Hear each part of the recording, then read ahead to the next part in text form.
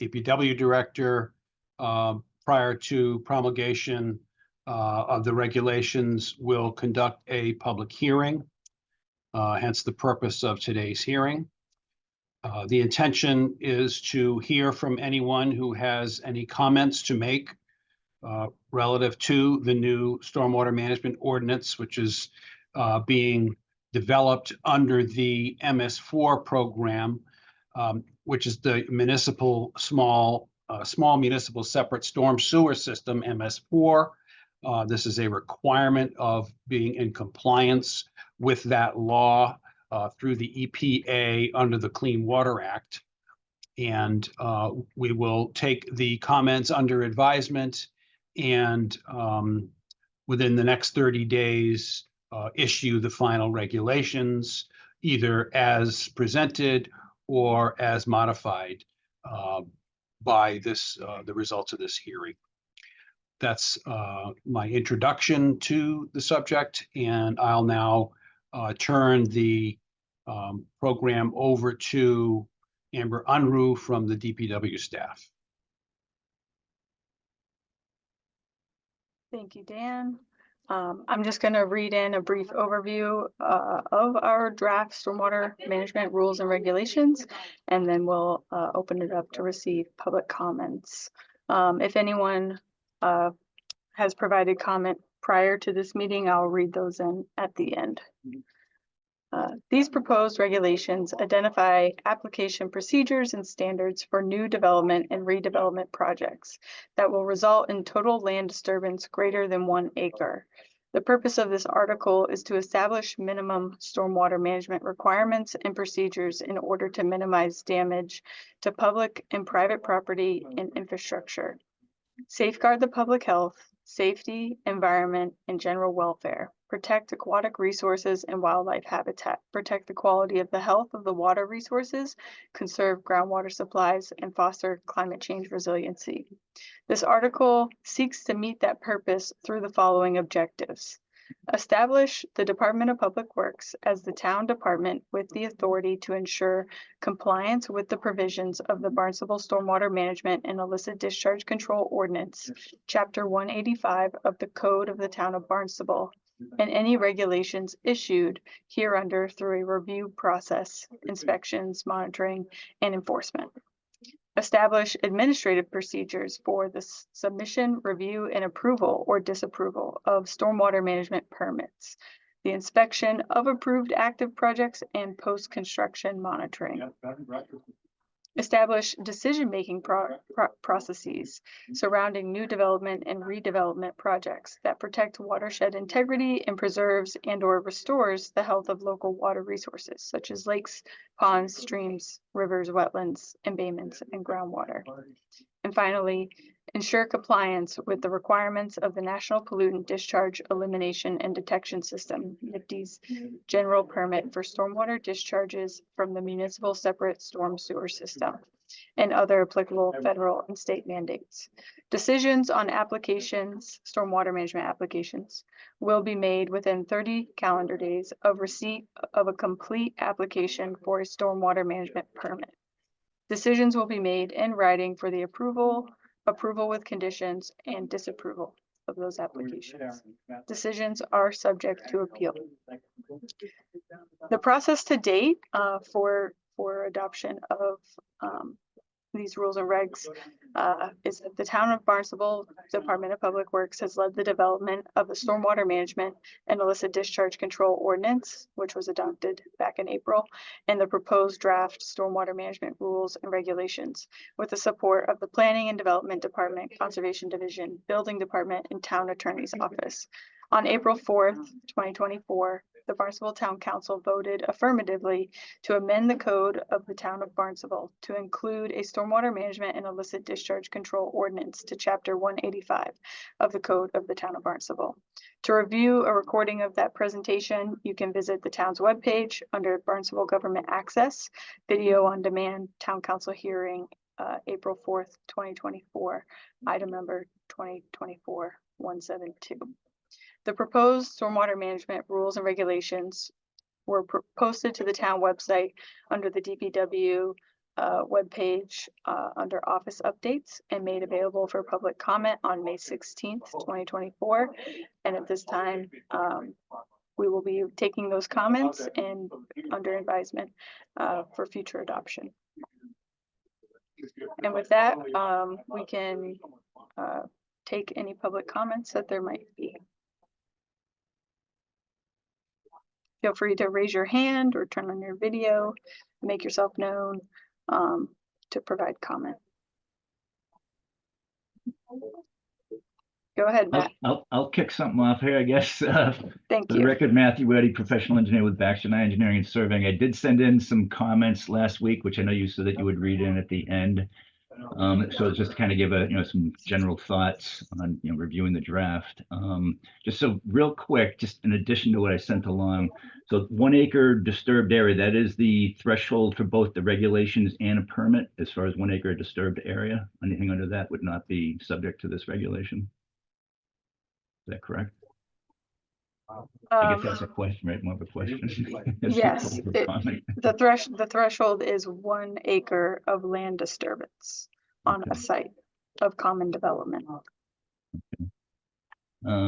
As far as the rest of the comments that I sent along, again, I mean, I can expound on them if you would like, or if you just want to read them in, and then I assume that you'll be taking all the different comments made into consideration. Tell me what may be your preference. Yes, our preference is to take the comments today. We're not really responding to any comments, just taking them at this time, and then we will take them under advisement for future adoption. Okay. Will there be another round of responses to the comments made today and submitted via email? We're not anticipating another round at this time, but depending on the level of comments we receive, we may change. Okay. All right. Thank you.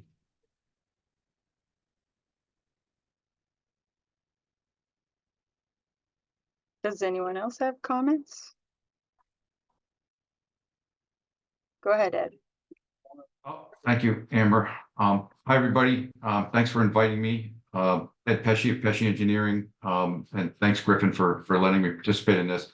I scanned through the entire document prior to this meeting.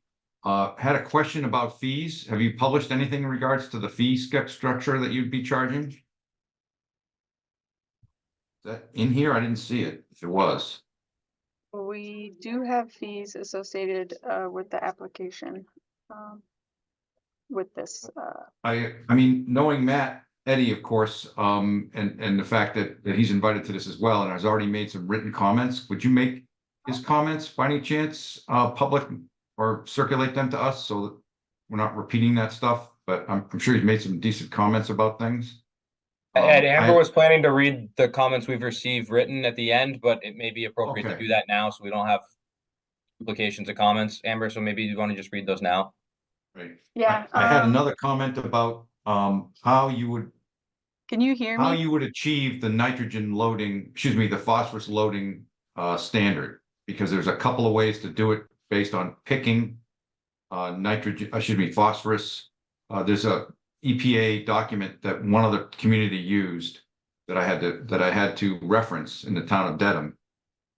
And their EPA document said if you picked certain technology for treatment, you automatically, based on the testing EPA already did, you get X amount of treatment for phosphorus. And that was an acceptable level of doing it. So you had to make sure you selected it and then reference that testing information that that EPA went through. So I don't know if you've got calculation methodology you'd like us to follow, or if that's a reasonable way to do it, or you're kind of waiting for us to tell you how to do it. I'm not sure, but I just figured I'd ask because that's a new one, right? That's a new one for most of us anyway. When we're complying with stormwater management regulations in other communities, it's generally not a phosphorus regulation that we look at. Yeah, thank you for that comment. We will definitely consider it. Okay. I'm gonna address it quickly right now. There is some guidance in the document, and it does refer to that EPA Region 1 BMP accounting tool as the document to refer to, Ed. Roger, I did quickly see that. I didn't know if there was something else. Thank you, Griffin.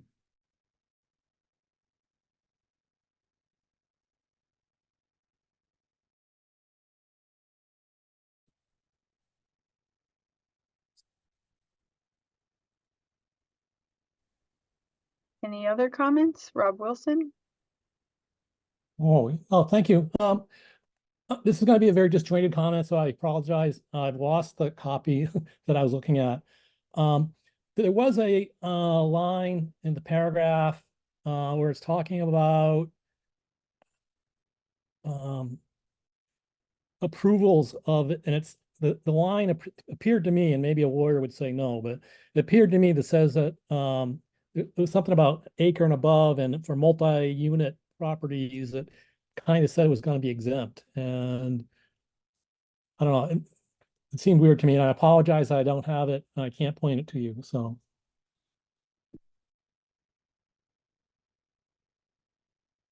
Thank you for the comment. Are there any other comments?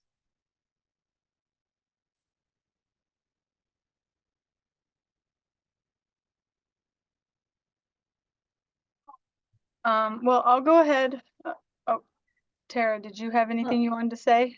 I guess so. I was actually under the impression that you weren't taking comments, so I haven't prepared anything specifically. Oh. I thought that they had to be submitted before noon today. But I mean, I read through it, and I would only say just that I'm really happy to see that you've added phosphorus to the removal treatment process with your stormwater BMPs, SCMs, and the 1-inch infiltration. And there was one other thing I was going to comment on, and now I've lost my train of thought. But I was actually really interested to hear the comments that have been submitted, and maybe then the third thing I was thinking of will come back to me, and I'll pipe back in at that time. Sure, I'll go ahead and read these comments in. That way, everyone has an idea of what we've received. So we received comments from Matthew Eddy prior to this meeting. He reviewed the draft regs, and his comments are as follows. 30 days for application review seems a little long, particularly if this is needed before a building permit application. Then the building permit application is another 30 days in review. Could the application reviews for stormwater and the building permit be simultaneous? Please confirm that the stormwater management permit application comes after site plan review. Second comment, plan change notification in section 903-5J. Could this be only if major changes to plans? The reviewing professional engineer should be allowed to make minor adjustments during construction. Final as-built would reflect any changes. Third comment, pretreatment volume of 0.8 inch times impervious area for redevelopment. Typically for redevelopment sites, the water quality volume is max target or best feasible. Can we allow for qualifier if a redeveloped site? 4, having to identify or survey trees over 12-inch in caliper per section 903-8C. If a single specimen tree is understandable, but in wooded areas seem excessive, this requirement seems excessive. 5, department authorized inspector evaluating the effectiveness in an actual storm and finding of the system to be adequate per section 903-10C 6. This seems like it could become subjective and problematic in closing out a project after all the work is already done. In comment 6, a final report. Why does a PLS, professional land surveyor, have to stamp the plans? Professional engineer should be sufficient, and that's in section 903-10E. Generally believes the regulations are a good idea, but potentially heavy-handed and will result in significant time and costs for reviews.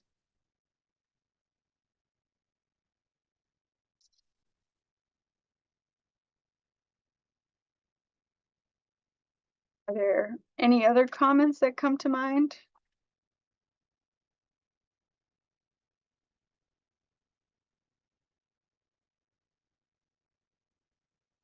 Well, if there are no further comments, I will say, we are taking, we think these are good comments and we're taking them under consideration and advisement.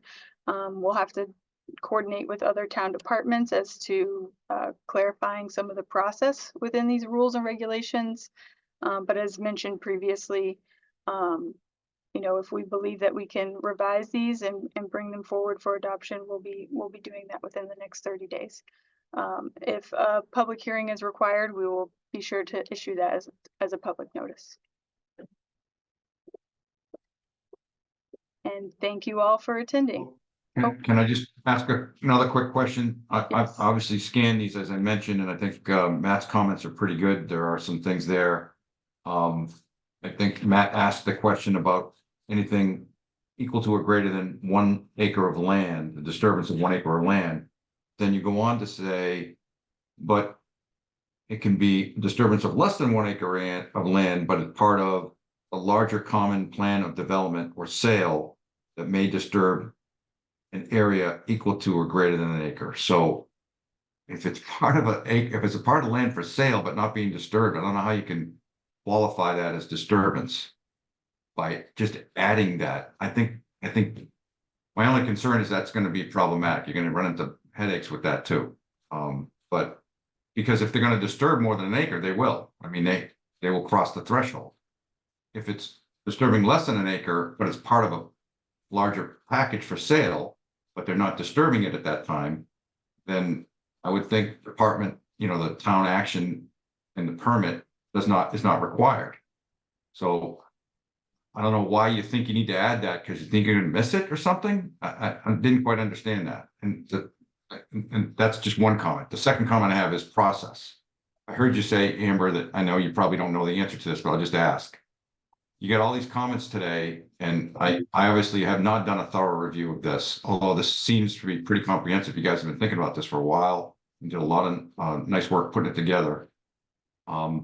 What's the process? You're going to go back, revise it, send it back to public advertising so that we can see what the revisions look like, and then it'll go out for approval by town council. And there'll be 2 meetings notice for that. And, you know, it sounds to me like I'm kind of unclear when this is all going to kick in and whether you're going to accept or reject comments. Yeah. I guess that's what I kind of like to understand the process. That's a good question. So these rules and regulations, they fall underneath the DPW rules and regulations, and the authority lies with the Director of Public Works to adopt them. There is actually no requirement for us to hold a public hearing, so we are holding this public hearing because we did want to solicit feedback. We can hold another public hearing in the future. We can hold as many as we like, or go straight to adoption. Okay, so what you're saying is, according to the town rules, Right. Town attorney, whoever, Yes, the director can adopt these after review and consideration, and then notify everybody that they've been newly adopted, period. correct, Okay. correct. I mean, So- without town council approval and those other steps I was referring to. Yeah, so town council, through the adoption of the stormwater management and illicit discharge control ordinance in April, provided the DPW director with the ability to adopt these rules and regulations in regards to process. Cool stuff. Yeah. Okay. Very good. Thank you. Thank you. Rob Wilson, I see your hands up. Yeah, I just want to thank Ed for finding that sentence. That's the sentence that concerned me. Because to me, it reads that if I'm doing more than one parcel, I can do anything I want. Well, I think some of that is in relation to, like, you know, buying a parcel of land, subdividing it to build multiple things. That would probably be considered a common development plan. But there are obviously many situations where that could come up, so we will take that into consideration. Yeah, ultimately, the intent of that is so that people aren't coming in and doing 0.9 acres, 0.9 acres, 0.9 acres, 0.9 acres just to avoid the threshold. So the intent is to have, you know, if there's a larger development that's ultimately in play, that's phased, the intent would be to review it early on, as opposed to over and over and over and over and over again. Or miss the review on the early stages, which results in an oversight.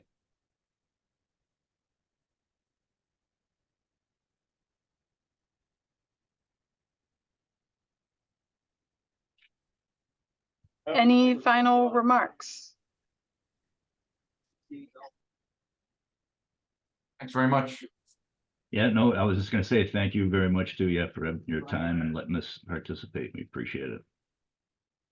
Thank you. Congratulations to Dr. Santos, by the way. on acquiring his PhD. Great job, Dan.